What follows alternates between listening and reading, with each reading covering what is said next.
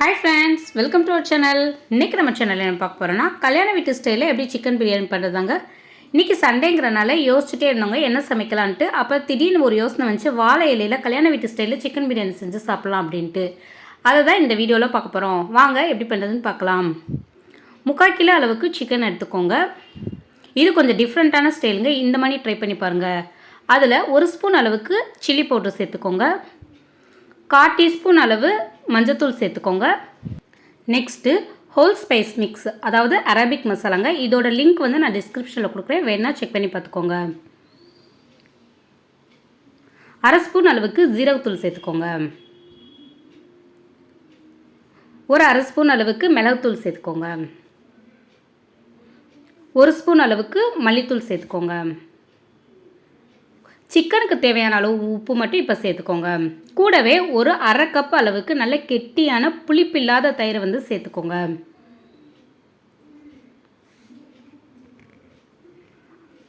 கொஞ்சமாக வந்து கொத்தமல்லி அண்ட் புதினா வந்து ரெண்டையுமே வந்து நல்லா பொடிசாக நறுக்கி சேர்த்துக்கோங்க. கூடவே 1 ஸ்பூன் அளவுக்கு எண்ணெய் சேர்த்து நல்லா மிக்ஸ் பண்ணி ஒரு 20 நிமிஷம் அளவு ஊற வச்சுருங்க. அதிகமாக மசாலா சேர்க்க வேணாம், ஏன்னா நம்ம பிரியாணி செய்யலையும் 10 முந்திரி பருப்பு 10 பாதாம் 1 ஸ்பூன் அளவுக்கு கசகசாவை நல்லா ஊற வச்சு அரைச்சி பேஸ்ட் பண்ணி எடுத்துக்கோங்க. நான் 1/2 கிலோ ஜீரக சம்பா ரைஸ் எடுத்து ஊற வச்சுருக்கேங்க.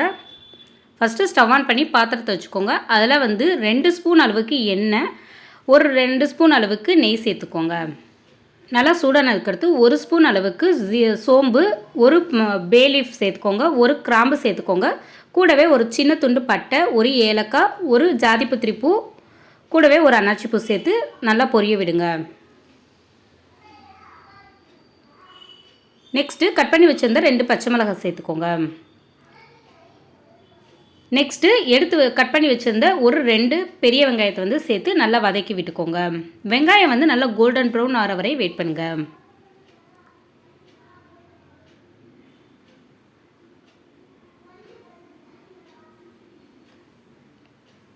வெங்காயம் நல்லா வதங்கி வந்ததுக்கடுத்து இஞ்சி பூண்டு பேஸ்ட் வந்து ஒரு 2 ஸ்பூன் அளவுக்கு சேர்த்து அதோட ரா ஸ்மெல் வந்து போகிற வரையும் நல்லா வதக்கி விட்டுக்கோங்க.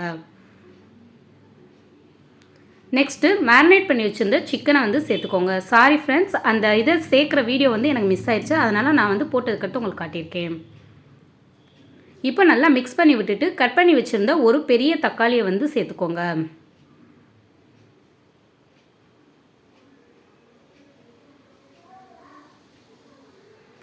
நெக்ஸ்ட்டு கட் பண்ணி வச்சுருந்த கொத்தமல்லி அண்ட் புதினாவை வந்து ஒரு கைப்பிடி அளவுக்கு வந்து சேர்த்து நல்லா மிக்ஸ் பண்ணி விட்டுக்கோங்க. இந்த ஸ்டேஜில் 1 ஸ்பூன் அளவுக்கு மிளகாத்தூள், 1/2 டீஸ்பூன் அளவுக்கு மல்லித்தூள்,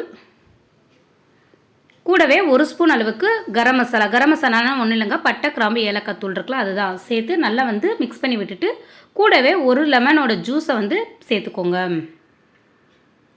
நல்லா சிக்கன் கொஞ்சம் தண்ணி வெளியாகிற வரைக்கும் மூடி வச்சு வேக வச்சுக்கோங்க. இப்போ பார்த்தீங்கன்னா சிக்கன்லேருந்து நமக்கு நல்லா தண்ணி ரிலீஸ் ஆக ஆரம்பிச்சிருச்சு. இந்த ஸ்டேஜில் நம்ம அரைச்சி வச்சுருந்த கேஷ்யூ பாதாம் பேஸ்ட்டை வந்து சேர்த்துக்கோங்க. இந்த பேஸ்ட் வந்து இந்த பிரியாணிக்கு நல்ல ஒரு ரிச் டேஸ்ட்டை வந்து கொடுக்குங்க. இந்த ஸ்டேஜில் வந்து நம்ம அரிசி எந்த அளவுக்கு எடுத்துருக்கோமோ அதோட டபுள் மடங்கு அளவு தண்ணி சேர்த்து கூடவே வந்து உப்பு சேர்த்துக்கோங்க. உப்பு சேர்த்து நல்லா மூடி போட்டு தண்ணி கொதி வர வரை வெயிட் பண்ணுங்கள். நல்லா தண்ணி கொதிச்சு வந்ததுக்கு அடுத்து ஊற வச்சு வடிகட்டி வச்சுருந்த அரிசியை வந்து சேர்த்துக்கோங்க. நான் இன்றைக்கி ஜீரக சம்பாவில் தாங்க செஞ்சுருக்கேன். அது உங்களுடைய சாய்ஸ். நீங்கள் பாஸ்மதி ரைஸ் ஆறு கோலோ பண்ணி இந்த மாதிரி உங்களுடைய சாய்ஸ்க்கு நீங்கள் சேர்த்துக்கலாம். சேர்த்து மூடி போட்டு குக் பண்ணிக்கோங்க. அப்பப்போ வந்து ஓப்பன் பண்ணி செக் பண்ணிக்கோங்க, ஏன்னா தண்ணி கம்மியாக இருக்கலாம், இல்லை அடி பிடிக்கிற மாதிரி இருக்கலாம். அதனால் அந்த மாதிரி இல்லாமல் இருக்கிறதுக்கு அப்பப்போ வந்து ஓப்பன் பண்ணி செக் பண்ணி கிளறி பார்த்துக்கோங்க. இப்போ நமக்கு சூப்பராக குக்காய் வந்துருச்சுங்க. அப்படியே எங்கள் வீடே வந்து அப்படியே மணக்க ஆரம்பிச்சிருச்சு. கல்யாண வீட்டு இல்லைலாம் போனோன்னா கிச்சன்லேருந்து ஸ்மெல் வர ஆரம்பிக்கும்ல, அந்தளவுக்கு கமகமன்னு மனம் வர ஆரம்பிச்சிருச்சுங்க. என் பசங்களாம் அவ்வளோ ஈகராக வெயிட் பண்ணிகிட்டு இருந்தாங்க. இப்போ பார்த்திங்கன்னா நமக்கு நல்லா ரைஸ் வந்து வெந்துருச்சு. இந்த ஸ்டேஜில் 1 ஸ்பூன் அளவுக்கு கீ சேர்த்து அதை ஈவனாக வந்து ஸ்ப்ரெட் பண்ணி விட்டு மூடி போட்டு க்ளோஸ் பண்ணுங்கள். அட் த சேம் டைம் வந்து இன்னொரு சைடு வந்து தோசைக்கல்லை நல்லா சூடு பண்ண வச்சுக்கோங்க. கல்யாண வீட்டிலனா வந்து கங்கு போடுவாங்க, நம்மள்கிட்ட கங்கு இல்லாதனால நம்ம தோசைக்கல் மேலே வச்சு அது மேலே இந்த சட்டியை வச்சு நல்லா தோசைக்கல் சூடாகிற வரை வெயிட் பண்ணி அடுப்பை ஆஃப் பண்ணிடுங்க. இப்போ வந்து நம்ம சர்வ் பண்ணி காட்டிடலாம். வாழை இலையில் கல்யாண வீட்டு பிரியாணினாலே வாழை இலையில் சாப்பிட்றது தாங்க டேஸ்ட்டேவும். ஃபஸ்ட்டு ஸ்வீட் வச்சாச்சு, நெக்ஸ்ட்டு வாழைப்பழம் வச்சாச்சு, நெக்ஸ்ட்டு ஆனியன் ரைத்தா வச்சாச்சுங்க. நாங்கள் எப்போயுமே பிரியாணி செஞ்சோன்னா ஏதாவது ஒரு ஸ்வீட் செய்வோம். அதனால் நான் இன்றைக்கி கேசரி செஞ்சனால அதை சர்வ் பண்ணி காட்டியிருக்கேன். ஒரு சப்ஸ்கிரைபர் சொன்னாங்க, வெறும் கையோடு சமைக்காதீங்க, கையில் வளையல் ரிங்கெல்லாம் போட்டு சமைங்க அப்படின்ட்டு. நான் அதனால் இந்த வீடியோவில் போட்டிருக்கேன். எப்படி இருந்துச்சுன்னு எனக்கு கமெண்ட் பண்ணுங்கள். Next chicken 65 வச்சாச்சுங்க. இப்போ சுட சுட பிரியாணி வச்சாச்சுங்க, அதுவும் லெக் பீஸோட. எத்தனை பேருக்கு வாழை இலையில் வச்சு சாப்பிட்றது ரொம்ப பிடிக்கும்னு மறக்காமல் எனக்கு கமெண்ட் பண்ணுங்கள். ஏன்னா எங்கள் வீட்டில் எல்லாருக்குமே ரொம்ப பிடிக்குங்க. அது வாழை இலையில் அதோட ஸ்மெல்லோடு சாப்பிட்றக்கே செம்ம டேஸ்ட்டாக இருக்கும். இப்போது நம்ம தால்சா சேர்த்துக்கலாம். ஃபைனலாக தமிழ் மரபான உப்பு வந்து சேர்த்துக்கலாங்க.